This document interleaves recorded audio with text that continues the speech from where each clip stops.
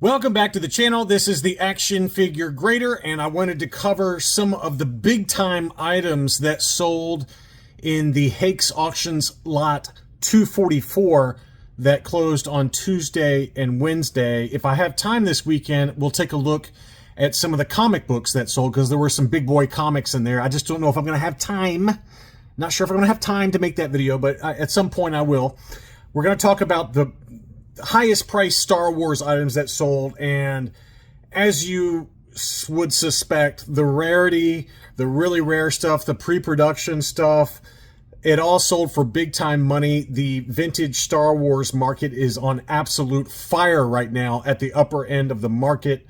People have money to spend at the upper end of the market. That's the bottom line when it comes to some of these sales prices. So that's enough talk. Let's dig into the big time items. Now, this is the first time I've ever seen one of these, but it's a store display for the early bird certificate package, basically designed to, to have this at retail with the early bird certificate package. Obviously, you would open it and then mail it away to get your early bird kit.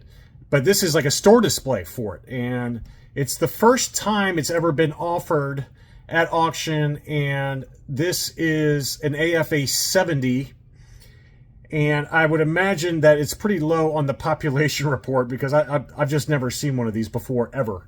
I think it is a one of one. I can't remember what I read here, but yeah, it's the first time this display has ever been available at auction. And again, the upper end of the market is just blowing it out of the water when this really rare stuff comes up.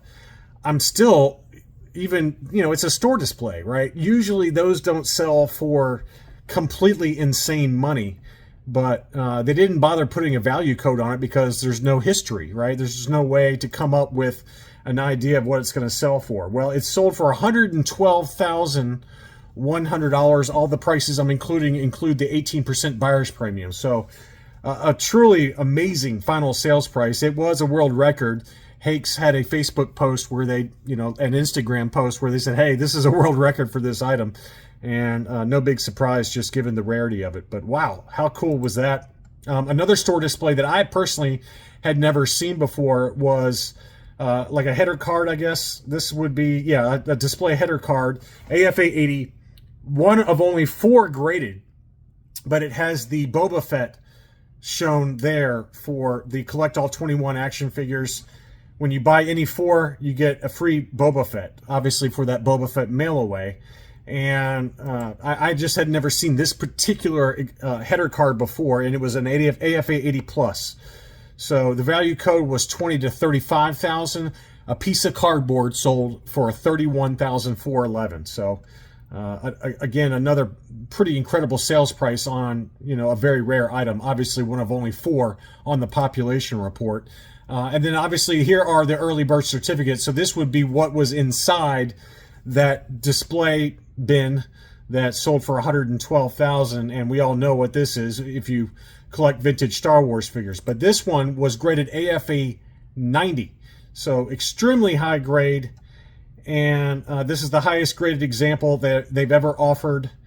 And this one was value code was 10 to 20. It sold for 18. I would have actually honestly guessed higher than that. I mean, I've seen some AFA 85s go for 15 plus. So I'm actually a little surprised that one did not clear $20,000. But, it's not like a rare item in terms of all the grades, but to get one in this high of a grade archival case, it did also pretty cool. It included some of the original newspaper clippings advertising the early bird certificate package.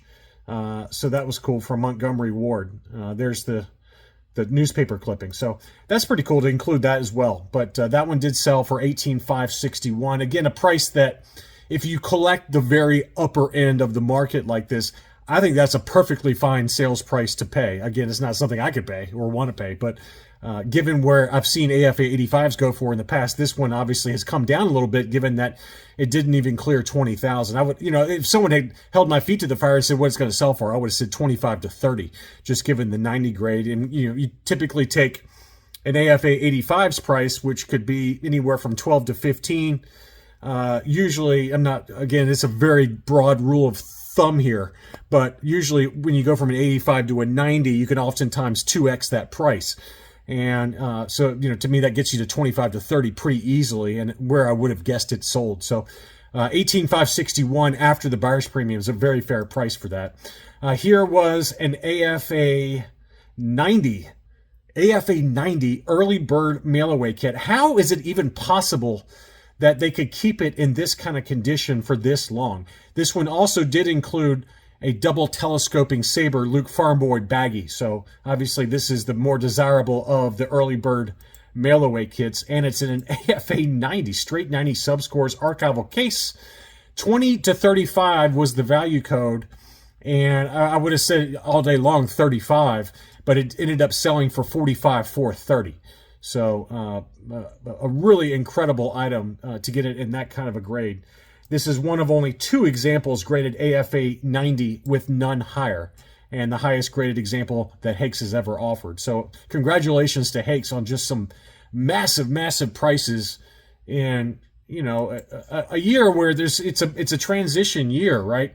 Where you got the Jeff Jacobs collection selling. You have lots of very high-end items across the board, and they're continuing to command big money for the high grade and the really rare stuff. So they just did a really great job with this auction. So here is an AFA 80 12-back A vinyl cape Jawa. Look pretty clean. I don't really see any staining on the cape here. Let's take a closer look. Yeah, it looks really nice. Some lint and things like that, but it looks like it's got some kind of piece of dust or something going on inside there that somehow worked its way in there. But that one sold for $20,768 for an AFA 80. That's a healthy price. That's a very healthy price, and certainly off of the lows that we've seen for carded vinyl cape Jawas. Obviously, some of them have had issues over the last 2 or 3 sales. Some of them have had stained capes and things like that, but this was a pretty nice example that, small piece of string under one arm. So that's interesting that somehow a piece of string made it in there. But that is a really, really incredible sales price, just given some of the other recent sales that we've seen for the vinyl cape Jawa mint on card. Here was an old case AFA 90 vinyl cape Jawa. I was curious to see where this one would end up, given that it's a 90 grade, but it's an older style case. I thought for sure it would probably clear $4,000, but loose graded vinyl cape Jawas have come down in price here recently. We've seen some examples that are high grade that have not commanded some of the previous sales prices that we've seen. The value code was 2 to 5. I would have probably got, if feet to the fire, I probably would have guessed around this number, 38.94, which was the winning bid. I probably would have just said rounded up to $4,000. So I thought that was a very fair price for what it was. A pretty good candidate, I think, to send in to get recased if you're willing to risk it with such an expensive item. Next up, we've got an SKU on the figure stand, 12-back A C3PO graded AFA 85. It was a punched example, but it blew away the value code of 2 to 5. I would have said around 5. Not that I know 12-backs very well, but we've seen some SKU footer stand figures go, over the last year or so. We've certainly seen a number of them, but this one really blew it out of the water, especially given that it was a punched example at 92.34. Well above where I would have expected that one to sell. So just really incredible sales price there. Just one graded higher, and there's only 3 examples graded AFA 85. So there you go as to why it really sold for that price. But again, given that it was punched, I thought for sure it would probably stay closer to that value code upper estimate, but it blew it away. Here was an AFA 75 telescoping Darth Vader telescoping saber. So, a very desirable loose graded variant, new case style. That one, the value code was 5 to 10 and sold at 90.57. Actually, to be honest with you, I'm a little surprised it went that high, given that it was a 75 grade. I was thinking more like 7,500, to be honest with you. I just did not think it would clear that $9,000 number, given the 75 grade. But that was a very strong sales price, and kudos to Hakes on that sale. Here was an AFA 85 Boba Fett 21 back A. Now, it was an 85, but it had a price sticker and was punched. And, the value code was certainly correct between 10 and 20. That's a pretty wide range. Feet to the fire again, I probably would have guessed around 15, between 15 and 18, just given some of the sales that I've seen and some of the high-end 21 backs that Chris W. over at Rogue 5 Toys has sold over the years. 15 to 18 would have been my guess, but it cleared 19,470, so by no means a dramatic overpay, but it's certainly healthier and higher than I would have expected, given that there's 9 examples in an 85 grade on the population report.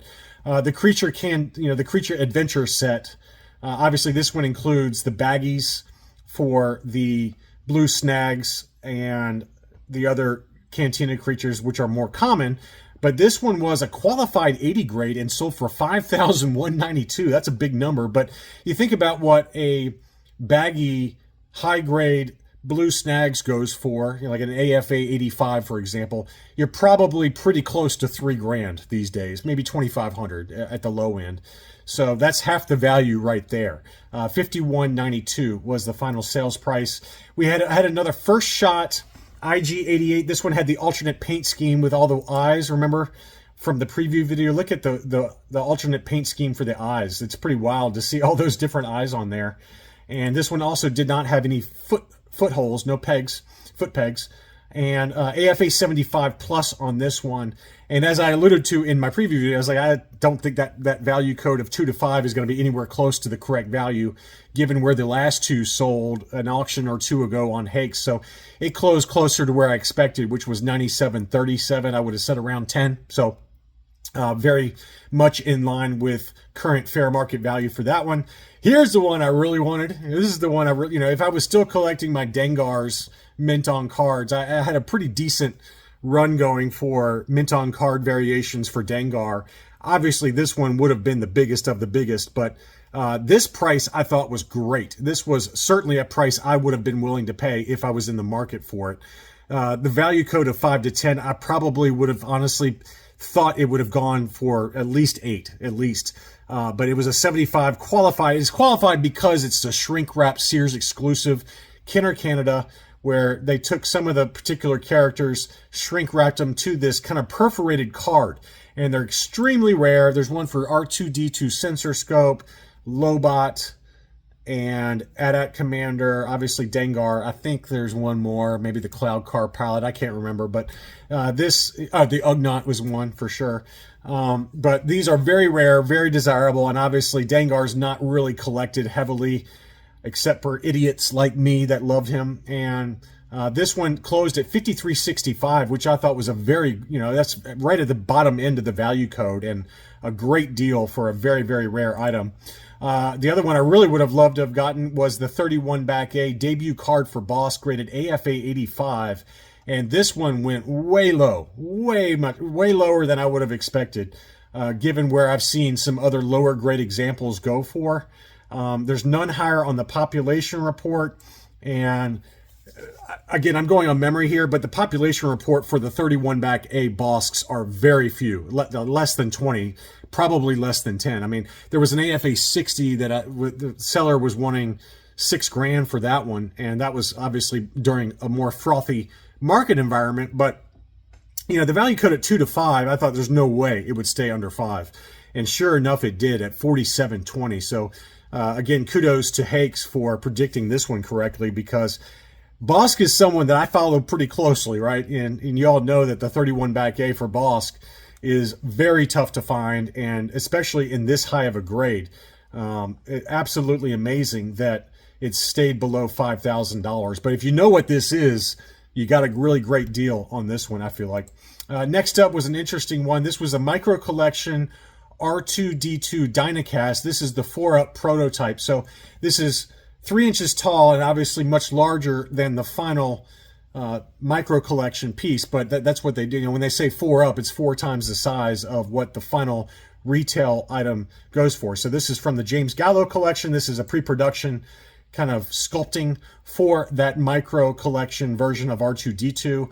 And wow, look at that price. 5 to 10 was the value code. It sold for $11,682. I've seen some micro collection 4-ups go nowhere near this price, but this one was the Dynacast.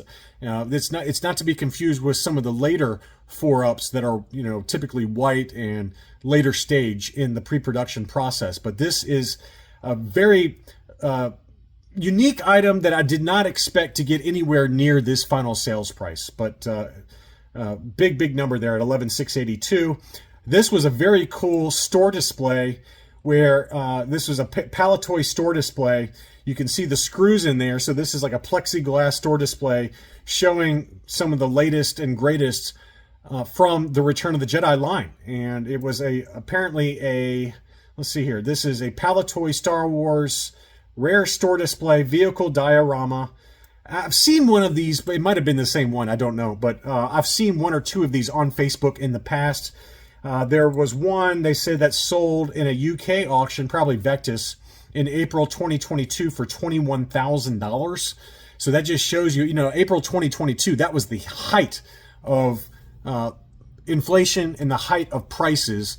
We kind of mark, at least I do on my channel, I mark June of 2022 to be kind of the peak of prices for Star Wars. And again, while there have been exceptions for the upper end of the market, as we've seen, even for common items, they were going for massive prices during this time frame. In this case, this one was it sold in April of 2022 for $21,000. This one sold for $77.88. So basically close to a third of what that peak price was. A pretty incredible price drop, but a great deal for somebody relative to that one that probably sold at a Vectis auction back in April of 2022. We had one of my favorites. This is the Tri-Logo Spanish PBP Light Blue Boba Fett Mint on Card AFA 80 Plus. An absolute stunner. Now, we did see one that I believe was a 75 grade that CIB sold on eBay in an auction, and it closed, I think, around 14,000. Don't quote me, but I think that's around the number, 14, 15, somewhere in that ballpark. So to get the AFA 80 Plus at 15,576, well, again, I know that that's a lot of money to spend, but for what this is, it's got the blister support. It's the light blue Spanish PBP inside. This is the German Parker card back with the longer, thinner hang tab and the brighter yellow back. A very desirable variant to pick up, and a tough one to get in such a high grade. So not terribly surprising that it went so far above the value code of 5 to 10. I knew that $10,000 number was way too low, just given some of the recent data points that we've covered on this channel. So a very much in line with fair market value. Here was a first shot prototype last 17 figure. This is the Monomon graded AFA 85 Plus new case style. And that one sold right in the mid-range of the value code at $61.65. No big surprise on that one. We did have that beautiful Power of the Force Klaatu in Skiff Guard disguise proof card. Obviously, he never came on the Power of the Force line. And the value code of 5 to 10. 10 would have been my guess off the top of my head. It was graded AFA 85 and sold at $12,850. So hopefully Matthew C. was able to open up a home equity line of credit and buy this one because he likes to collect the Jabba's goons. And I look forward to getting the text message from Matthew with this one arriving in his collection. Probably not, but we can all dream, can't we? Next up, we've got a couple of the other big Power of the Force mint on cards that we all know are very tough to get a hold of. We got the Australian exclusive with the Warwick coin. The AT-AT driver, very tough to find this one since it was only available in Australia and New Zealand. 5104 for an AFA 75. We had an AFA 75 Nikto, which was also an Australian exclusive. That one also sold at 5192. The Yak Face Kenner Canada Power of the Force, we all know how expensive that one is. This one actually I thought went for a pretty fair price at $83.52 for an AFA 80. Unpunched, no price sticker.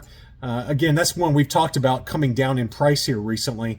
So $83.52 is a pretty fair deal given what the AFA 90 that the Jeff Jacobs had in the last Jeff Jacobs session. I thought that was a pretty good deal at $83.52.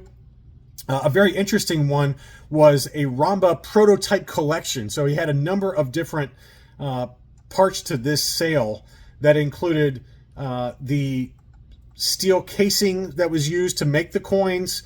It included like the original card that was used with the artwork. It included a pretty wide assortment of different stuff, like the Lucasfilm licensing approval document. Just pretty wild stuff. And I don't want to get into all the details, but it included like a stage 1 hard copy, the 6:1 scale negative image. It included a bunch of stuff, and Hakes actually did a YouTube video on it in case you want to watch it. It's pretty fascinating that someone had such a complete coin run, pre-production coin run for the Ramba Power of the Force coin, and it sold for a huge number. Again, it had an open estimate because it's kind of a one-of-one type of item, but it sold for $20,622, which even blows me away. Even though it's a one-of-one, it's it's a lesser character. It's kind of like questionable as to people would really want this kind of thing, but obviously a bidding war broke out, and pretty incredible. So, and then next up and finally was a animation cell for the Star Wars Holiday Special, and it shows Boba Fett on there. So. It's got the animation cell and then some of the prints for the early stage art that was used to make that particular segment of the animated film. So pretty wild there. That was the Ross Pender Bounty Hunter collection. And the value code was 1 to 2,000, and it blew that one away at 6,775. So, original art, whether it's for comics or cartoons or anything like that, that market is really on fire right now, and now is a pretty good time. And there was a lot of vintage Star Wars comic book art that hopefully when I get my act together and my schedule together, we'll go through some of that stuff when we talk about some of the comic sales from Lot 244. But an absolute, there was obviously lots of other stuff that sold, but a pretty incredible bunch of items here at the upper end of the price range that sold that I wanted to kind of go through with you guys. I hope you enjoyed the video. Don't forget to leave me a like. Thank you as always for watching, and I'll be back soon.